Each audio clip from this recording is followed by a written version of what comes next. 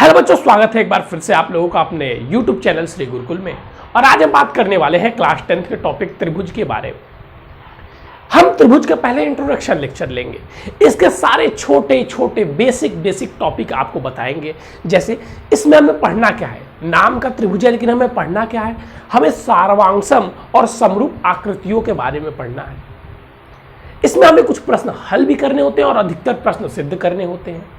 और बच्चे पीछे ही क्लास 9th में जो हम सार्वांशम पढ़ के आते हैं उसी में प्रमेय से बच्चों भयभीत होते हैं, डरे हुए होते हैं। तो अगर आप इस चैप्टर को अच्छे से समझना चाहते हैं, आप चाहते हैं कि क्लास 10th में आपको इस चैप्टर में कोई परेशानी ना हो, तो मैं देखिए जो क्लास 9th में अगर आपने भी कुछ नहीं पढ़ा है, अगर आपने सार्वांशम के बारे में कुछ नहीं पढ़ा है, सारे प्रमेय को नहीं पढ़े हैं, तो इसमें आपको प्रमेय तो बहुत ज़्यादा नहीं पढ़ने हैं। लेकिन क्लास 9th अगर आपने नहीं पढ़ी है तो सारे लेक्चर को ध्यान से देखिएगा, तब भी आपको परेशान होने की आवश्यकता नहीं है, क्योंकि जहां जहां क्लास 9th वाले कॉन्सेप्ट यूज होंगे हम आपको बताते रहेंगे।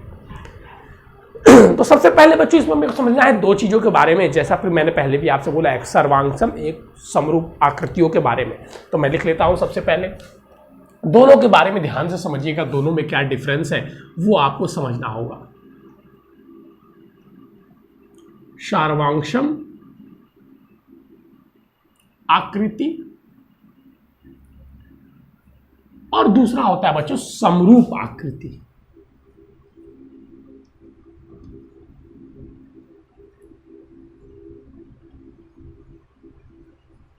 जिसमें से बच्चों अगर हम बात करें तो सर्वांशम आकृति हम लोग क्लास 9th में पढ़ के आए हैं और समरूप आकृति के बारे में हम लोग पढ़ेंगे। लेकिन अगर आपसे पूछा जाए कि कोई दो त्रिभुज कब सर्वांशम होंगे, कोई दो आयत कब सर्वांशम होंगे, कोई दो स्क्वायर वर्ग कब सर्वांशम होंगे, सर्वांशम और समरूप होते क्या है, अगर आपसे पूछ लिए जाए तो आप अगर कंफ्यूज है, उसमें परेशानी है, तो फिर आप समस्याओं में फंस सकते हैं। इसलिए मैंने बच्चों ये इंट्रोडक्शन लेक्चर रखा है ताकि मैं ये सारी चीजें क्लियर करूंगा और लास्ट में आपका एक्सरसाइज 6.1 जो कि छोटा सा एक्सरसाइज है उसे भी हल करवाऊंगा। तो सर्वांशम क्या होता है सर, सर्वांशम क्या होता है? तो देखिए, सर्वांशम आकृति वो आकृति होगी, सर्वांशम आकृति वो आकृति होंगी जो दोनों दिखने में एक समान हो, दोनों दिखने में एक समान हो, यानी कि जो उनका आकार हो वो समान हो तथा उनका आमाप भी समान हो, आकार एवं आमाप दोनों समान हो। मैं लिख देता हूं, तो ध्यान से देखिएगा, अभी इसको समझाऊंगा भी एकदम अच्छी तरीके से। आज के बाद से आपको सर्वांशम आकृति और समरूप आकृति में कोई भी कंफ्यूजन नहीं रह जाएगा। देखिए, तो सर्वांशम आकृति, तो वे आकृतियां जो समान आकार तथा समान आमाप की हो, सर्वांशम आकृति कहलाती है।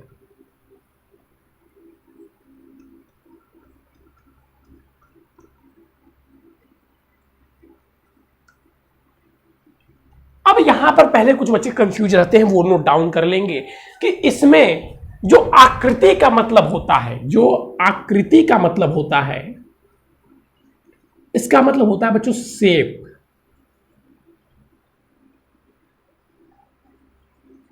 और जो आमाप होता है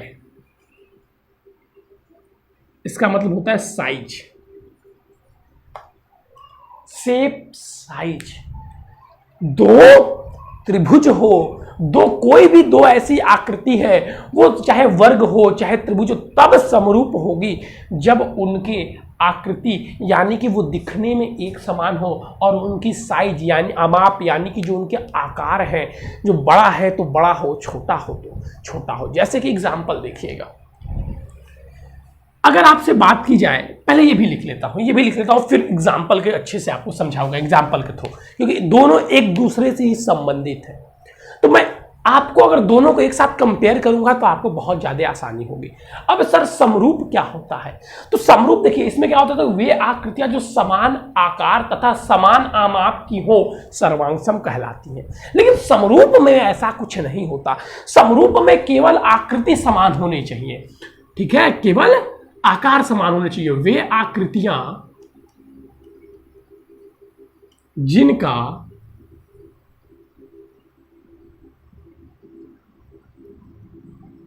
आकार समान हो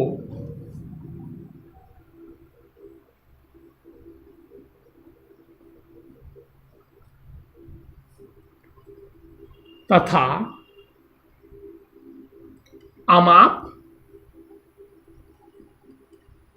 समान हो या नहीं,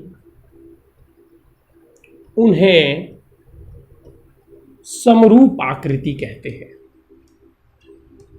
आकृति कहते हैं, ध्यान समझिएगा। अब वे आकृति जिनके आकार समान है लेकिन आमाप समान नहीं, यानी कि शेप समान है लेकिन आकार साइज पे निर्भर नहीं करता है, वे आकृति समरूप होगी जो शेप आकार तो समान है, मतलब एक वर्ग है तो दूसरा भी वर्ग है, एक वर्ग है तो दूसरा भी वर्ग है, एक आयत है तो दूसरा भी आयत है। आकार समान है अगर लेकिन आकृति मतलब आमाप बराबर हो या नहीं, आकार से मतलब नहीं रखता इसमें। जैसे कि एग्जांपल अगर हम देखें तो समझिएगा, ये क्या है, ये तो चतुर्भुज आयत बन गया, मैं स्क्वायर बना रहा हूं।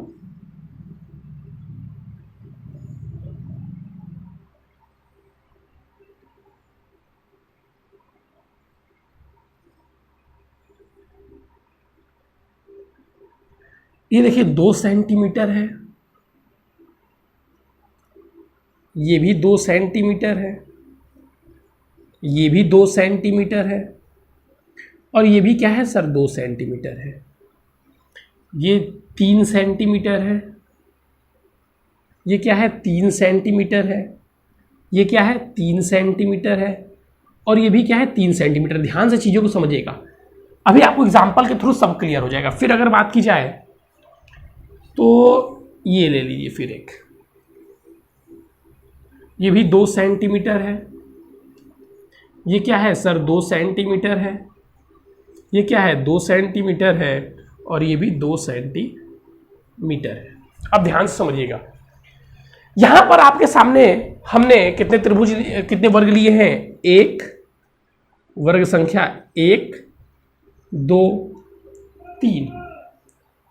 अगर आपसे अब इसमें पूछा जाए कि इसमें कौन कौन से जो वर्ग हैं, क्या आपसे प्रश्न पूछा जा रहा है कि इसमें कौन कौन से वर्ग जो हैं वो समरूप है और कौन कौन से सर्वांशम है। तो सर्वांशम क्या होता है सर? सर्वांशम वो होता है जिनके आकार समान हो, आकार मतलब शेप, और आमाप समान हो, आमाप मतलब साइज। तो क्या ये सभी के आकार समान नहीं है? समान है, बड़ा हो या छोटा आकार तो समान है। जैसे कि अगर आप सोचिए तो हमने क्या किया है, हमने देखिए सेम ऐसा ये भी वर्ग है और ये भी वर्ग है, हमने इसी को बड़ा कर दिया, तो क्या इसकी आकृति समान है कि नहीं है? अगर मान लीजिए हम एक 5 मीटर की भुजा वाला वर्ग बनाते हैं और एक 50 मीटर की भुजा वाला वर्ग बनाते हैं, रहेगा तो वर्ग ही ना, रहेगा क्या, वर्ग ही रहेगा। जी सर वर्ग ही रहेगा, ऐसा नहीं उसको हम वर्ग नहीं कहेंगे, हम उसको वर्ग ही कहेंगे, यानी कि उसकी आकृति क्या है, समान है, उसकी आकृति वर्ग जैसी है। तो क्या इन तीनों की आकृति वर्ग जैसी है? जी सर आकृति वर्ग जैसी है। तो आकृति में तो तीनों सही निकले, सॉरी आकार, इन तीनों का आकार क्या है, सेम है। जी सर आकार सेम है। तो पहला स्टेप हमने देख लिया, सेम है किसका, फर्स्ट सेकंड थर्ड, तीनों पास हो गए।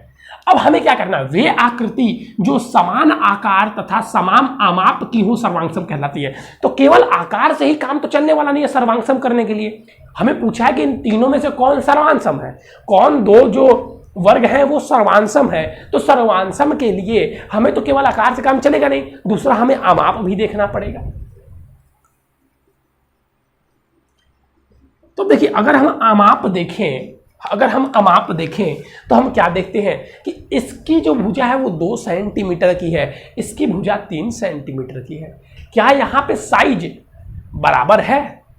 नहीं सर, साइज तो बराबर नहीं है, भुजा तो बराबर है, सॉरी आकार तो, आकृति तो सर बराबर है। आकार यहां पे लिखना चाहिए था, मैंने आकृति लिख दिया है ना। आकृति नहीं, आकार मतलब से बच्चा, यहां पे मीनिंग होता है आकार। आकार तो बराबर है, आकार तो सेम है, समान है, लेकिन जो अमाप है इसका 2 है, इसका 3 है, तो ये तो अमाप वाले पे दूसरा वाला खड़ा नहीं उतरा। अब तीसरे वाले के साथ चेक करते हैं। ये 2 सेंटीमीटर है, ये भी 2 सेंटीमीटर है, ये 2 सेंटीमीटर है, ये भी 2 सेंटीमीटर है। चारे भुजाओं के जो अमाप है, जो साइज है, वो बराबर है। इसका अर्थ क्या है कि ये दूसरी कसौटी पर भी जो 1 है और जो 3 है वो खड़ा उतरा। इसका अर्थ ये हुआ बच्चों कि जो वर्ग 1 व 3 सर्वांसम है।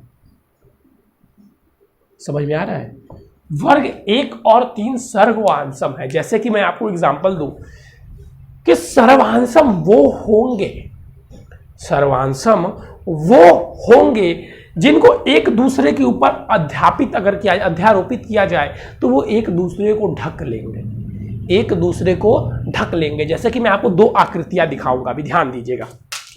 मैं आपको 2 आकृतियां दिखाता हूं, देखिए।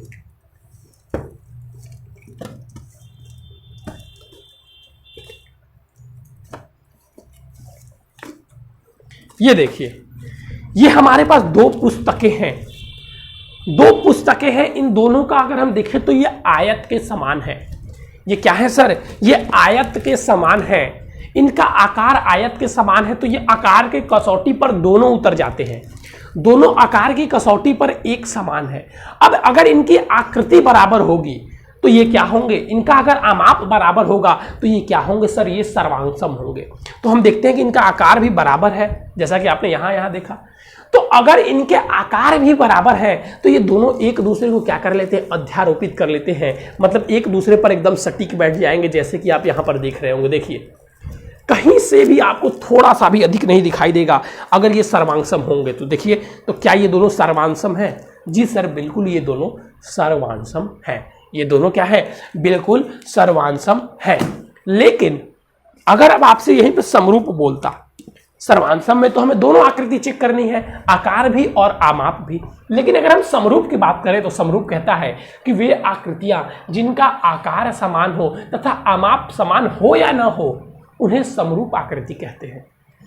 समरूप कहता है कि बस तुम मेरे लिए आकार समान कर दो, तुम मेरे लिए बस आकार समान कर दो, आमाप समान हो या नहीं, आमाप के समान होने से मेरा कोई संबंध नहीं है। अगर तुम केवल आकार समान कर देते हो, तो हम मान लेंगे कि वो जो आकृति है वो समरूप है। तो हम लोग यहाँ पर देखते हैं कि ये भी वर्ग है, ये भी वर्ग है और ये भी वर्ग है। सभी के आकार तो समान है, अर्थात सभी के आकार तो समान है, अर्थात यहाँ पे हम क्या लिख सकते हैं? अर्थात हम लिख सकते हैं कि वर्ग, हम यहाँ पे लिख सकते हैं कि वर्ग 1, 2, 3 समरूप है। अभी आपको समरूप के बारे में और भी ज़्यादा चीज़ें पढ़ाऊंगा। अभी तो आप लोग समरूप का भी मैं बस एग्जांपल स्टार्टिंग से अभी लेके चल रहा हूँ। आपको एक हल्का इनके डिफिनीशन के मुताबिक आपको रीजन दे रहा हूँ कि क्या समरूप और क्या सर्वांसम होते हैं। अभी हम समरूप को थोड़ा सा और अच्छे से पढ़ेंगे, लेकिन अभी दोनों में आप क्लियरिटी रखिए। ये हमको नहीं पढ़ना था, ये 9 का टॉपिक था, लेकिन ये हमको समझना जरूरी है। ये हमारा अभी का टॉपिक है, तो इसको हम थोड़ा सा और डिस्क्राइब से पढ़ेंगे। तो सर्वांसम आकृति वो आकृति सर जिसमें आमाप और आकार दोनों बराबर हो, और समरूप आकृति वे होगी सर जिसमें आकार तो बराबर हो, आमाप से लेना देना कोई नहीं है। आकार बराबर हो, आमाप बराबर होगा तब भी ठीक है, नहीं होगा तब भी ठीक है। एक और एग्जाम्पल हम यहाँ पे ले लेते हैं, जैसे कि अच्छा, तो यहां से आपको एक चीज समझ में आ गई होगी कि ब्रह्मांड में जितने भी वर्ग होंगे वो क्या होंगे? समरूप आकृति के होंगे। ब्रह्मांड में जितने भी वर्ग होंगे वो क्या होंगे? समरूप आकृति के होंगे। जी सर, समरूप आकृति के होंगे। तो सभी वर्ग क्या होंगे, सभी वर्ग की जो आकृति होगी वो समरूप होगी। और हम एक एग्जाम्पल ले लेते हैं और क्लियरिटी आपको मिल जाएगी, फिर उसके बाद से हम समरूप की ओर आगे बढ़ेंगे। देखिए, अब फिर बात की जाए सर समरूप और सर्वांगसम के बारे में, तो हम और एग्जाम्पल एक ले लेते हैं।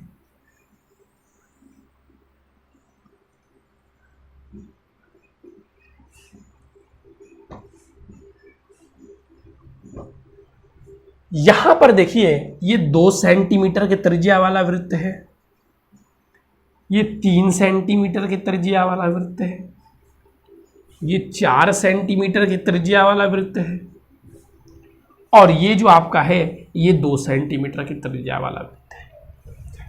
अब आपसे पूछा गया कि इनमें से सर्वांशम, इन चारों में से, ये 4 है तो इनको हम 4 नाम दे देते हैं, 1 2 3 4। अब आपसे अगर पूछा गया कि इन चारों में से कौन से सर्वांशम है और इन चारों में से कौन से समरूप है, इन चारों में से कौन से वृत्त समरूप है और कौन कौन से सर्वांशम है, हमने बोला ठीक है सर, आपने ये प्रश्न पूछा, इसका उत्तर हम दे देंगे। तो हमें पता था कि जो सर्वांशम होता है उसमें सर 2 चीजें आनी चाहिए, पहला उसका आकार समान होना चाहिए तथा समान अमाप होना चाहिए, आकार अमाप समान होना चाहिए। तो हमने इसका आकार देखा तो ये क्या था, वृत्त था। हमने इसका आकार देखा तो तीनों दिखने में कैसे थे, एक जैसे थे, तीनों दिखने में कैसे थे, एक जैसे थे। हमने बोला बात तो ठीक है भाई, तीनों दिखने में एक जैसे ही हैं, सभी वृत्त ही हैं। अब मेरा फिगर ये थोड़ा दिखने में वृत्त जैसा नहीं है, लेकिन क्योंकि मैंने यहाँ बनाया, लेकिन वृत्त तो सब दिखने में एक जैसे ही होंगे, सब गोल होते हैं। जी सर, वृत्त तो देखने में एक जैसे ही होते हैं। तो पहली कसौटी पर तो ये खड़ा उतर गया कि सभी का जो शेप है वो समान है, लेकिन अगर आमाप की बात करें, आमाप की बात करें तो आमाप मतलब साइज, तो इसका साइज तो छोटा है, इसका साइज बड़ा है थोड़ा सा, इसका साइज और बड़ा है और इसका साइज छोटा है। तो ये बताइए कि जिनका अगर हम 2 सेंटीमीटर त्रिज्या ले लें और उसका प्रकार से वृत्त बनाएं, तो क्या 2 सेंटीमीटर की त्रिज्या के जितने वृत्त बनेंगे उनका जो आकार होगा, जो उनका आमाप होगा, बराबर ही ना होगा। अगर हम 2 सेंटीमीटर ऐसे त्रिज्या ले ले, मान लीजिए 2 सेंटीमीटर त्रिज्या हमने ली, अब इससे हम कितनी भी जगह वृत्त बनाएं, चाहे हम यहाँ पे ब्लैक बोर्ड पे बनाएं या फिर ले जाकर कॉपी पे बनाएं या फिर ले जाकर दीवार पे बनाएं, कहीं भी बनाएंगे तो उनका आकार बराबर होगा। अर्थात जो इनकी 2 सेंटीमीटर वाले हैं, जो 1 और 2 हैं, जो 1 और 2 हैं वो वृत्त, 1 और 2 जो है वो सर्वांशम है, क्योंकि इनका क्या है सर, इनका आमाप भी बराबर है। आमाप का मतलब साइज, आमाप का मतलब साइज। तो सर 1 और 4 का आमाप, 2 मैंने लिख दिया सॉरी सर, 1 और 4 का आमाप भी बराबर है, 1 और 4 का आमाप भी बराबर है। तो मैंने बोला ठीक है भाई। तो अब बच्चों ने बोला सर समरूप की बात करते हैं, मैंने बोला हाँ, आप समरूप भी बताना था इसमें, क्योंकि समरूप पूछा था। तो समरूप कहता है कि वे आकृतियां जिनका आकार समान हो, वे आकृतियां जिनका आकार समान हो तथा आमाप समान हो या नहीं, उन्हें हम समरूप आकृति कह सकते हैं। बात तो मैंने बोला सही। तो आकार समान होने से मतलब है, तो हम देख लेते हैं क्या इसका आकार समान है। सर जी ये भी तो वृत्त ही है, ये भी वृत्त ही है, हम कितने भी वृत्त बनाए सबका आकार तो समान ही होगा। तो इन चारों का आकार समान है, तो मतलब सर जी चारों समरूप हो जाएंगे। जी बिल्कुल, चारों समरूप हो जाएंगे। तो त्रिभुज वृत्त 1 2 3 4 समरूप है। अब मुझसे एक बच्चे ने बोला कि सर इस प्रकार तो जितने भी हम चीज लेंगे, कोई भी ले ले, हम त्रिभुज ले ले, आयत ले ले, सब क्या होंगे, सब समरूप हो जाएंगे। क्योंकि सर त्रिभुज जो आयत है वो देखने में हमेशा एक ही तरह रहेगा, जो त्रिभुज हम देख रहे हैं। मैंने बोला रुको थोड़ा दम रखो। अब देखिए इसका भी एक एग्जाम्पल ले लेते हैं। जैसे कि उसने प्रश्न पूछा, भाई नाम से किसी की आकृति समान थोड़ी ना हो जाती है, उसके काम से ना आकृति समान होती है। जैसा कि हम स्क्वायर बनाए तो स्क्वायर की आकृति हमेशा एक जैसी बनती है, लेकिन अगर त्रिभुज की बात की जाए तो ये लीजिए, ये भी त्रिभुज है, ये भी त्रिभुज है, ये भी त्रिभुज है, ये भी त्रिभुज है। अब मुझसे बताइए, इसमें लग रहा है, अब बताइए क्या ये चारों एक ही आकृति के हैं? नहीं सर, ये चारों तो एक ही आकृति के नहीं हैं। ये चारों तो एक ही आकृति के नहीं हैं। मैंने बोला बात तो सही है, एक ही आकार के नहीं है। इनका जो आकार है, जो शेप है, वो एक जैसा नहीं है। तो जब शेप ही एक जैसा नहीं है तो सर्वांगसम तो ये होंगे ही नहीं, सर्वांगसम तो पहले ही छूट गया। अब समरूप तो एक ही चीज मांगता था, कहता था कि बस जो आकार है वो समान हो जाए। लेकिन हम देख रहे हैं कि बस त्रिभुज नाम होने से मतलब थोड़ी ना है, आकार तो सबके अलग अलग है। लेकिन आप वृत्त कहीं भी बनाइए, वृत्त नाम है तो वृत्त एक ही तरह से बनता है, लेकिन ये तो 75 तरीके से बन जाएगा। जी सर, बात तो सही है आपकी। हम चतुर्भुज बोल दे, चतुर्भुज बहुत प्रकार से बन जाएगा। तो सर ये बताइए, अब हम इसको डिफाइन कैसे कर सकते हैं? कैसे पता करें कि ये दोनों त्रिभुज सर्वांसम है कि नहीं है, समरूप है कि नहीं है? दिखने में तो सर एक जैसे नहीं है, तो देखने में तो अगर सर पेपर में आएगा तब तो हम बता सकते हैं देख के। लेकिन अगर नंबर दे दे कि 5 सेंटीमीटर है, 2 सेंटीमीटर है, तब सर हमको कैसे पता चलेगा? जैसे कि अगर हम बता दें कि जो ए है वो 5 सेंटीमीटर है, बी है 3 सेंटीमीटर है, 4, और सी इसका 5 सेंटीमीटर है। फिर बोल दे कि ए 2, ए जो बी है वो 4 है, जो सी है वो 9 है। तो सर अब बताइए इससे कैसे पता चलेगा कि त्रिभुज समरूप है कि नहीं है, दोनों से समान आकार का त्रिभुज बनेगा कि नहीं? तो मैंने बोला थोड़ा सा दम रखिए, पहले तो ये समझ में आया ना कि सभी एक जैसा नाम लेने से वो समरूप नहीं हो जाएंगे। तो वृत्त और वर्ग दोनों एक ऐसे हैं जो कोई भी ले ले हम वो समरूप होते हैं। तो सभी वृत्त एक दूसरे के समरूप होते हैं और सभी वर्ग एक दूसरे के समरूप होते हैं, चाहे हम ब्रह्मांड के किसी वृत्त या वर्ग के बारे में बात करें। ठीक है सर, तो यहां से सबसे पहले एक पॉइंट नोट कीजिएगा, फिर अब हमारा खत्म हो जाएगा यहां से 9th का पार्ट, यानी कि सर्वांगसम के बारे में हम चर्चा करना बंद करेंगे और फिर हम आ जाएंगे पूरी तरीके से समरूप पे चर्चा करना। तो यहां से एक पॉइंट हमें लिखना है, और वो पॉइंट क्या है सर? वो पॉइंट बना के लिख लीजिएगा कि जो आकृति सर्वांगसम होगी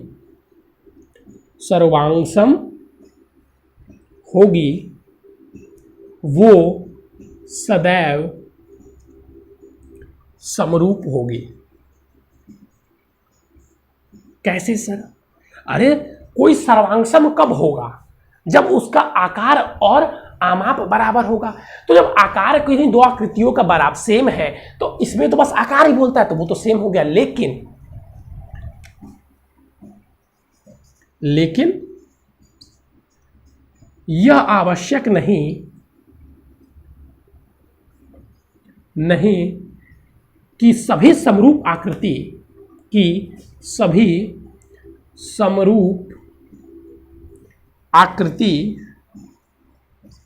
सर्वांगसम हो।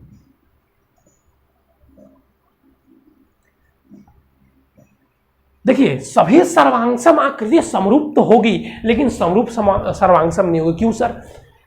समरूप में आकृति आकार समान है तो वो समरूप हो गया। अब निश्चित नहीं है कि उसका जो आमाप है वही समान है कि नहीं है, हो सकता है आमाप समान भी हो सकता है नहीं भी हो।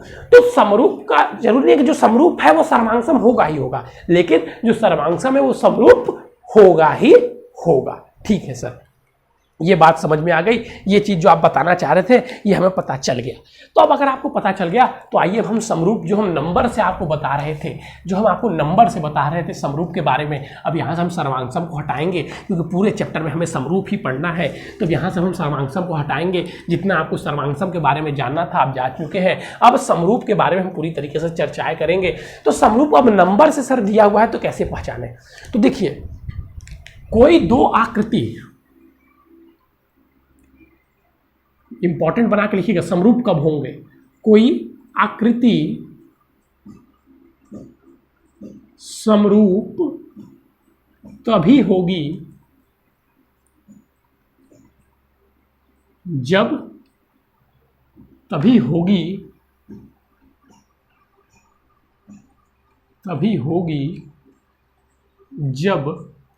इंपॉर्टेंट है, अच्छे से लिखिएगा, जब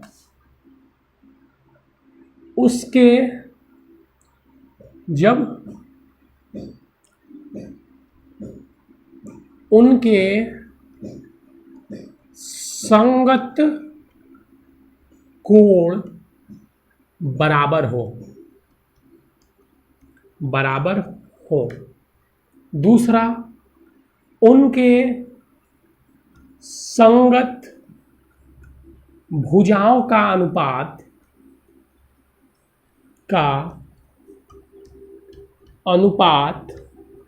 बराबर हो। अगर किन्हीं दो त्रिभुज, दो वर्ग, दो आयत के कोण बराबर है तब भी वो समरूप होगा। लगता है आज हम लोग एक्सरसाइज 6.1 नहीं कर पाएंगे, कोई बात नहीं, एक ही वीडियो में 6.1 6.2 दोनों कर लेंगे।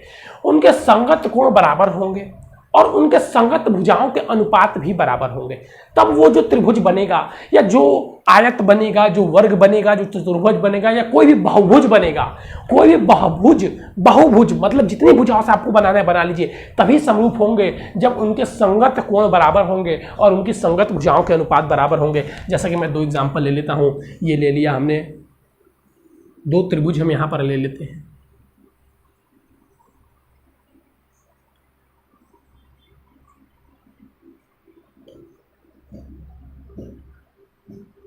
ठीक है, और इसको ले लीजिए 3 सेंटीमीटर, 6 सेंटीमीटर, 5,